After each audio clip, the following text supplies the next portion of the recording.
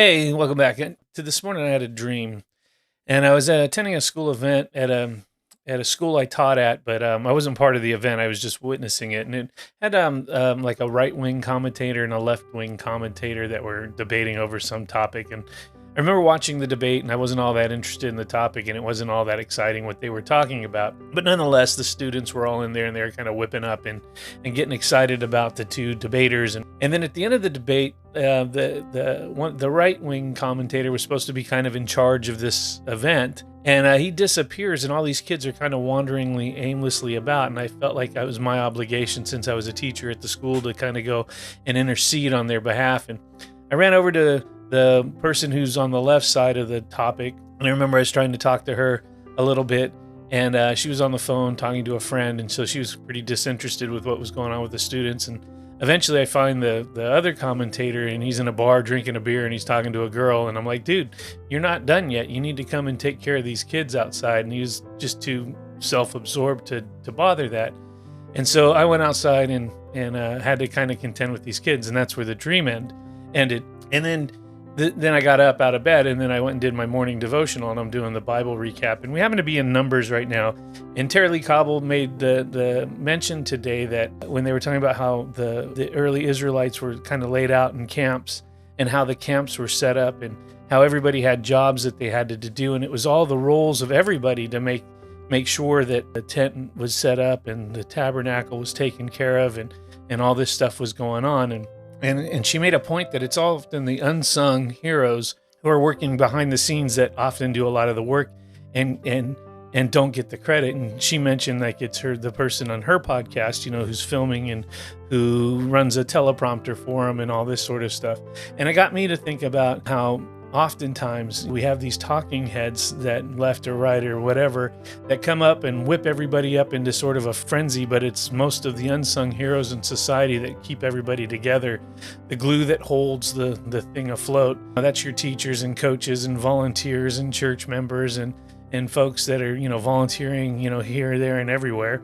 And I think those are the people we really need to celebrate, and not get caught up in the rhetoric of these talking heads who that's what their job is to get everybody excited about something, but then to walk away.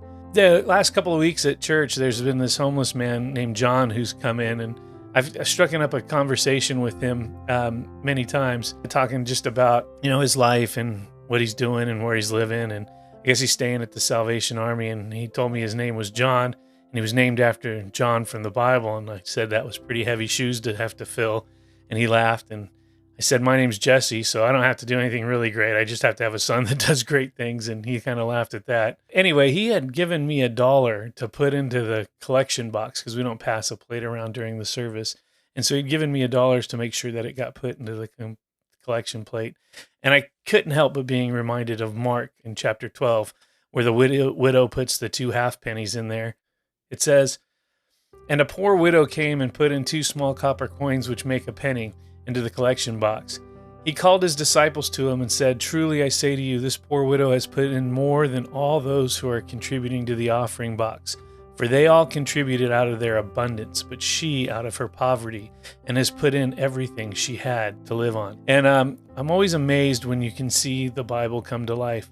Recently, in that same group of people that I do this year-long Bible study with, we were talking about how great it would have been to have been with the Israelites as they were out in the wilderness, to be able to see God's presence so close. And I made the mention that I think we can see him now. It's just we tend not to look. The same way they missed him, a lot of people missed him when he was sitting among them. I think God's still sitting among us. And if we're not looking for him, we're going to miss him. And like in this situation with the homeless man giving $1, that's not in and of itself all that significant until you realize it's Scripture coming alive right in front of my very eyes.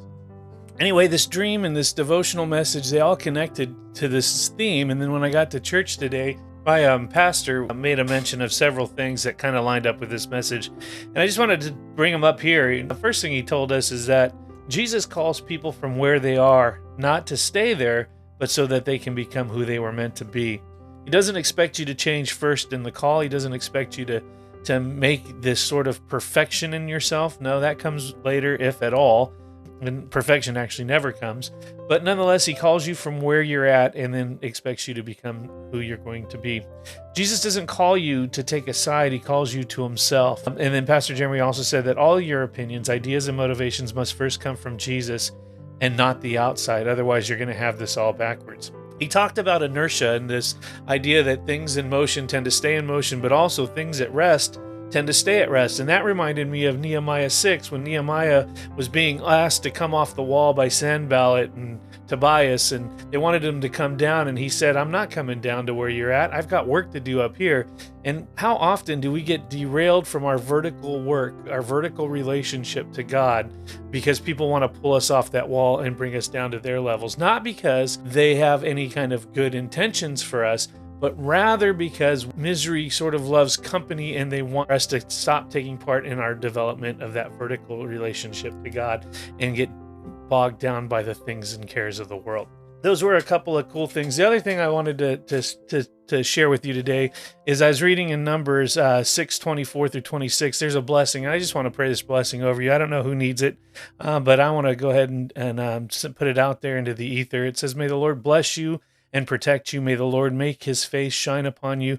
May the Lord look with favor upon you and give you peace. You can find that in Numbers 6:24 through 26. Anyway, that wraps up this week's episode of the Weekly Bark. Thanks for tuning in. Catch us next week. I'm working on this one that's been kind of kicking my butt. It's on cussing, and so we'll see how that goes. But until then, spread love, embrace truth, and walk in grace.